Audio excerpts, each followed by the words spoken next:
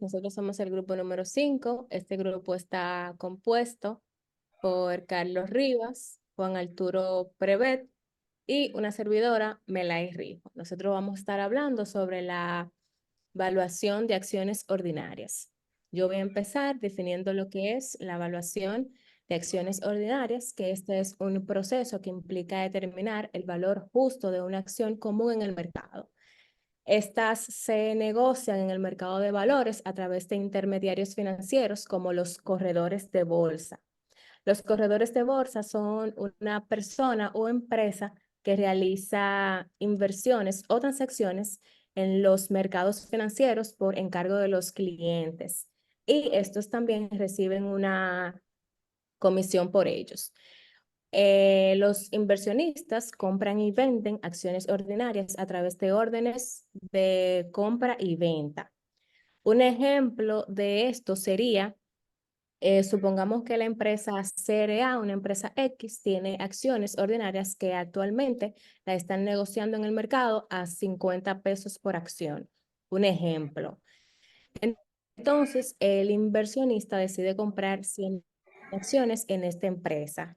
El inversionista se pone en contacto con su corredor de bolsa y este coloca una orden por 100 acciones en la empresa CRA al precio del mercado actual, 50 pesos. Entonces se ejecuta la orden y el inversionista ahora posee 100 acciones en la empresa CRA.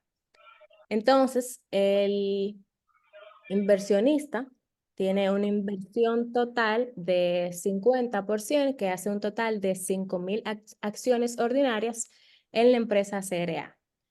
Entonces, ¿cómo se calculan las acciones ordinarias? Aquí dice la de atrás, Carlos.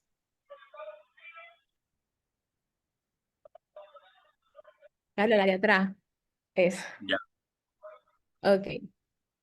Dice aquí, el pago en efectivo a los propietarios de acciones ordinarias se manifiesta de dos formas.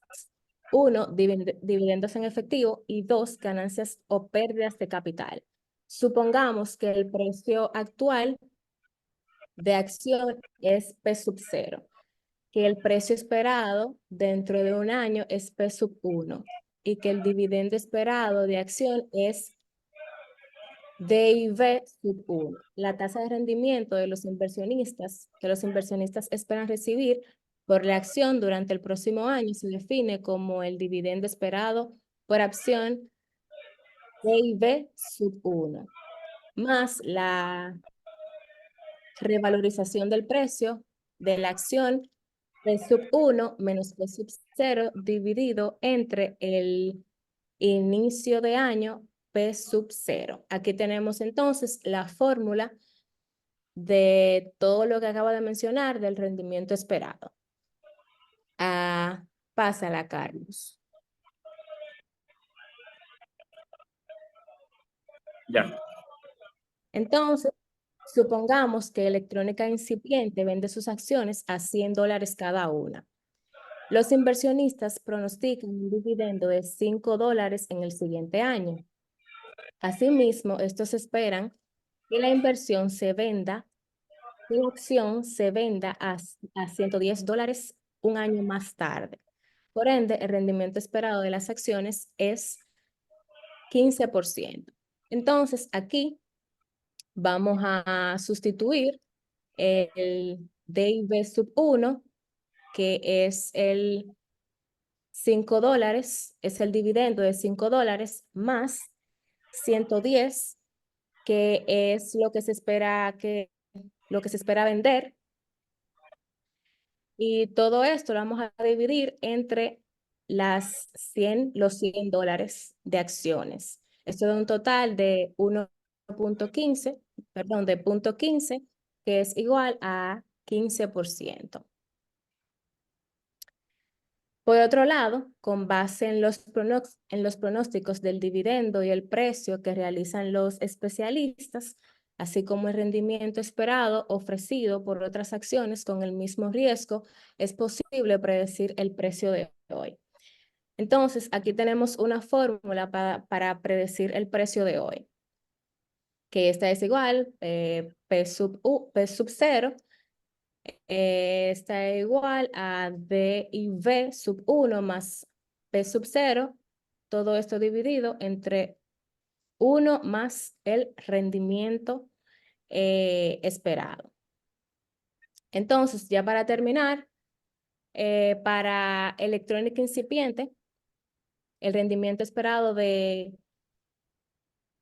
esta electrónica es 15%, de modo que el precio de hoy sería de $100. Entonces ponemos los datos del cálculo anterior, que aquí también lo refleja, el 5, que fueron los 5 años, más los 110, que estos fueron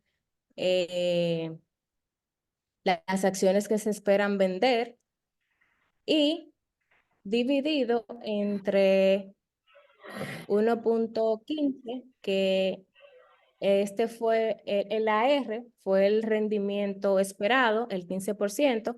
Entonces, ese 15% se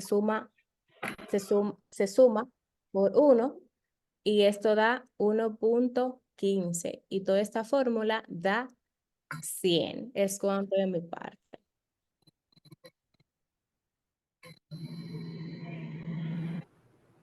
Bien, mi nombre es Juan Arturo. En esta ocasión hablaré referente a evaluación de las acciones ordinarias según el método de Gordon y el cálculo de utilidad por acción UPA.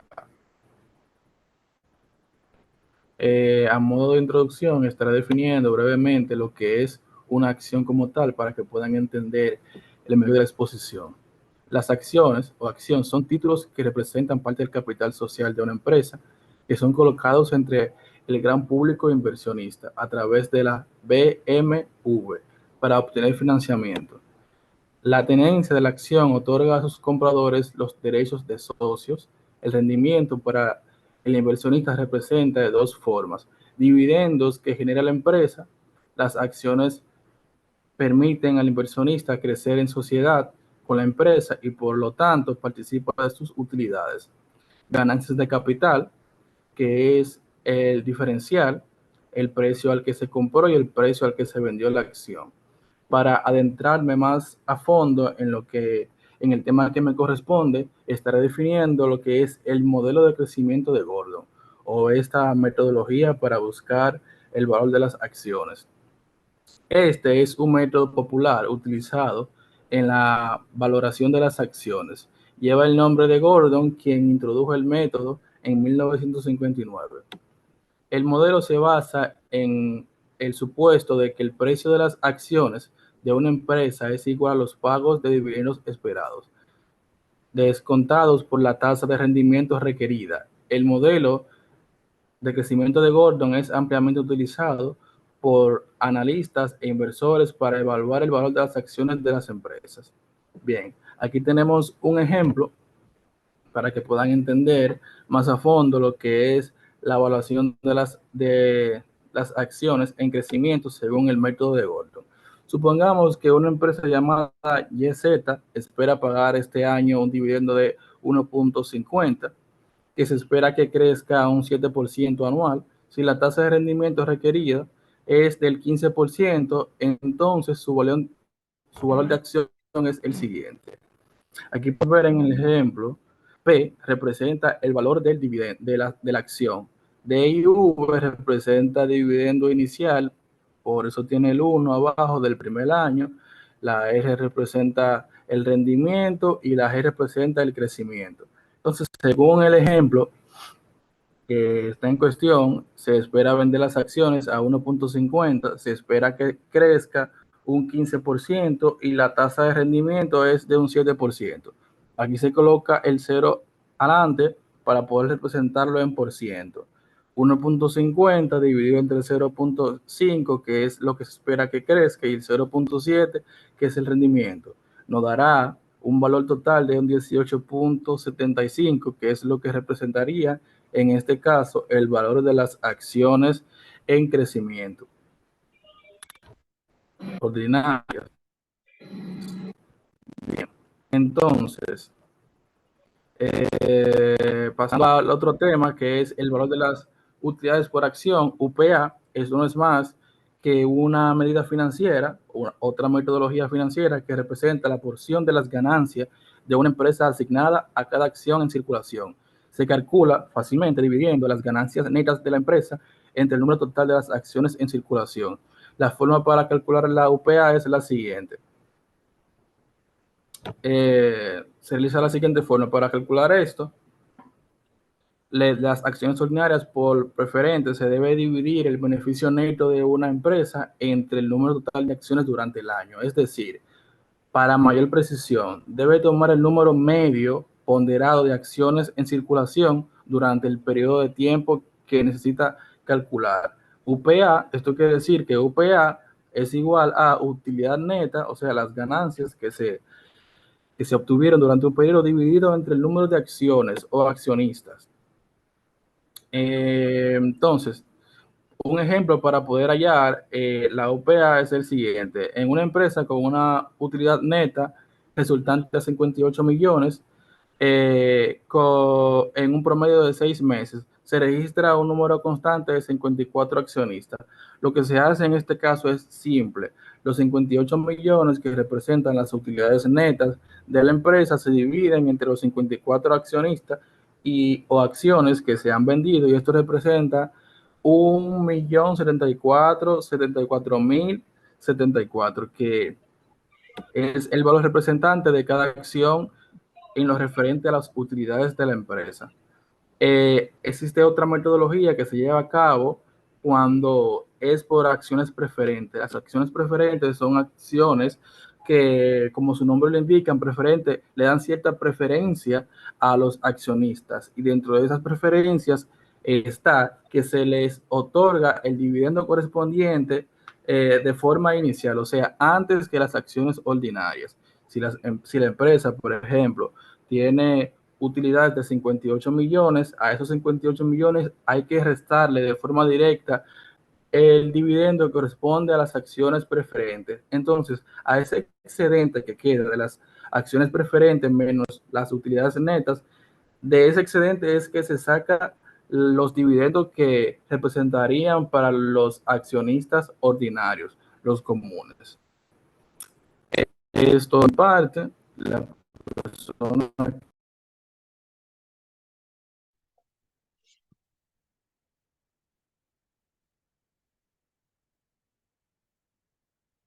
Ya, Sí. que te cortaste. Está bien. Ok, perfecto. Ok, yo voy a estar hablando, déjame cerrar esto.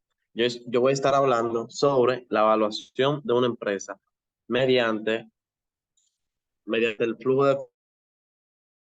Para saber esto, hay que analizar muchos puntos.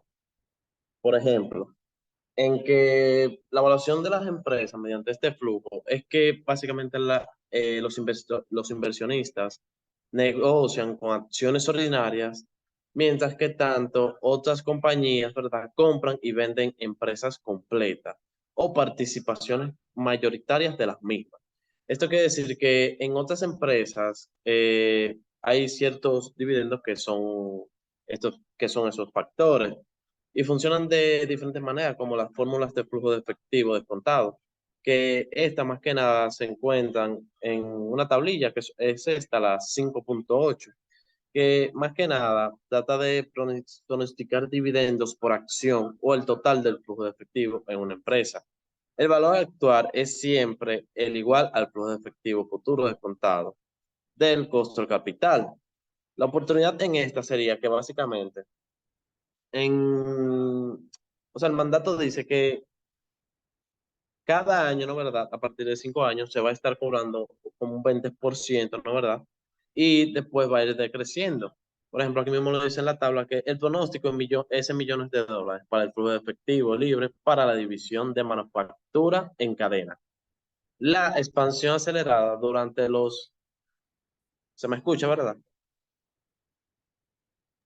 Sí. Ok. La expansión acelerada durante los años del 1 al 6 significa que el flujo de efectivo es libre y es negativo. ¿Por qué? Porque la inversión, ya sea adicional o no, está condicionada o requerida a superar las utilidades. El mismo flujo de efectivo libre se vuelve positivo, pero cuando el crecimiento disminuye después del año 6, que baja de un 13% a un 6%, como aquí se ve eh, en el valor del activo de utilidades, fíjense cómo va de 10, 12, 14.40, 17 y así sucesivamente. ¿Me escuchan, verdad? Ok, no, me quedan 9 minutos, perfecto. Sí.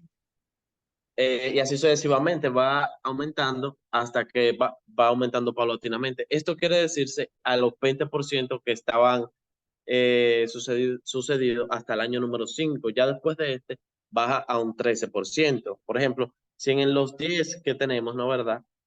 Por un 20%, por 0.20, ¿verdad? Por 100, lo que nos va a dar es 2, como aquí mismo lo dice. En inversión está 2.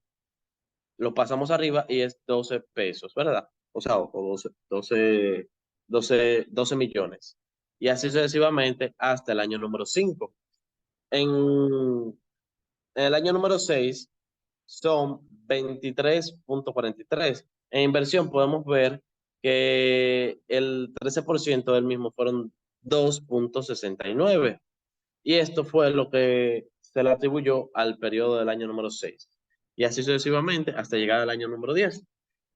Hay que tener en cuenta varias cosas. Por ejemplo, que las mismas notas dicen que el valor inicial del activo es de 10 millones de dólares, como ya yo bien había recargado y todo eso. Que la rentabilidad en utilidades de activos se contacta a un 12%. Y que el flujo de efectivo libre es igual a utilidades menos inversión neta.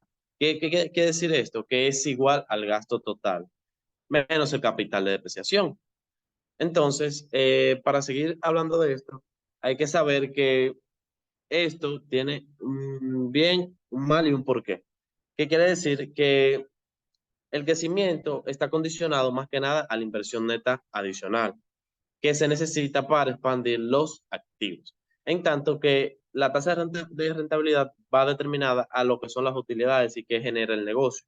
El flujo de efectivo libre, como lo dice en la penúltima fila, es negativo. En lo que es del año del 1 al 6, el negocio en cadena paga un dividendo negativo a la misma empresa matriz y absorbe lo que es un efectivo que genera. En esta práctica, tal vez sería una mala señal, como se ve, porque en realidad el negocio carece de liquidez, pero no porque no sea rentable, sino porque estos, en pocas palabras, se expanden con más rapidez y el crecimiento es tan acelerado que, en pocas palabras, producen más utilidades que el costo de la oportunidad, que el costo de oportunidad de capital, lo que en dichas empresas acepta intervenir otros tipos de negocios para aumentar este margen. Ha sido todo de nuestra parte. Muchísimas gracias por su atención.